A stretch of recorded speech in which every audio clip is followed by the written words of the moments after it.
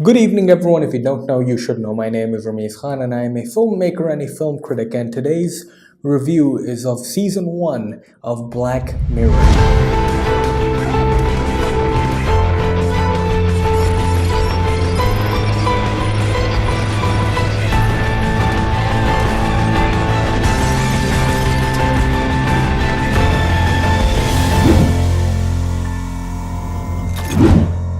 I had torrented the first season. A friend of mine had torrented the first season of Black Mirror and had given it to me, but I hadn't had the time to watch the first season. But finally, 6 years later, or 7 years later, yeah, it's 2018, people, I finally sat down and watched me some Black Mirror. And it's only 3 episodes, so that was nice. But I feel this needs to be said. This is a review of a season of TV which came out in 2011. Science fiction TV that was released in 2011. But for some reason, it still feels fresh and new in 2018. This is one hell of a show, at least its first season. The show projects the world of the future, a semi-dystopic and dysfunctional planet Earth. The coolest part of the show is that they're self-contained singular episodes and not arcing stories. Science fiction television is quite hard to pull off if it ain't Star Trek, and even, let's be honest, even Westworld gets a bit boring at times. But yeah, Black Mirror Season 1 has just 3 episodes. The first one is called The National Anthem, the second one is called 15 Million Merits, and the third and final one is called The Entire History of You, which has been optioned off as a script as well to be made into a movie, which is completely unnecessary, by the way. The episode is friggin' perfect. The show's running theme and purpose is to showcase the downfalls technology can and will give us in a few years' time. The first episode has a fairly bizarre premise which plays on the power of the media and the hive-minded mentality of social media.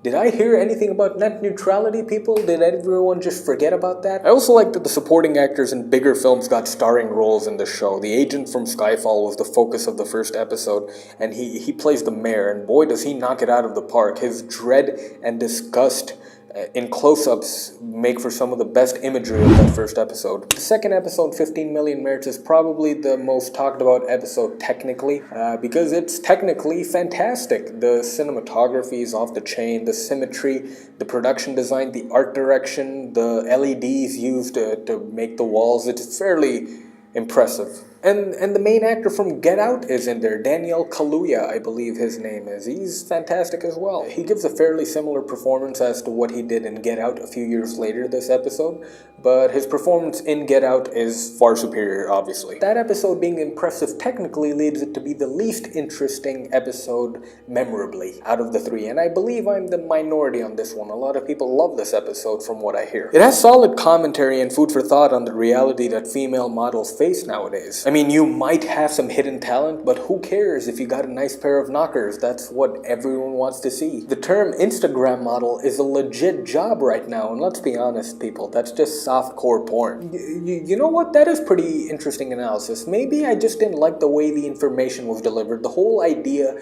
of it being a reality TV show and people working their way towards a reality TV show really killed all the subtlety of that episode. Did I use the word technically enough? I sure hope not, but let's get to the final episode. Now, if you thought the previous 2 episodes of Black Mirror were interesting, you clearly haven't seen the end of the show. Third episode is one of the best pieces of science fiction television I have ever seen in my entire life. It's literally a slobber knocker, as good old JR would say. It creeps up on you, man, and by the time it ended, I had the reaction of Shaq. You know that meme with Shaq, he's sleeping, and he goes, I sleep, but then this episode ends, and his eyes open, and it's like, real shit. Well, this episode is the definition of real shit. The ending of this episode has some fantastic music, very reminiscent to the ending music by Clint Mansell in Smokin' Aces. The incredible part of the episode is that it showcases these implants being in your mind and through your eyes, and these record everything 24/7. It's a pretty big idea, but it's centered around something relatively small. A couple's relationship is being torn into shambles. That's what it's about. Toby Cabell plays Liam, and his wife Fee is played by Jodie Whittaker, doing a great Gone Girl light. The episode also offers some of the most depressing images I've seen in a science fiction film, TV show, or comic book. There's this fantastic scene where the couple, Toby Kebbell and Jodie Whittaker, are having sex, but since their relationship is clearly this and not this, they are shown replaying images of a time when they were happy, of a good time while they were fucking.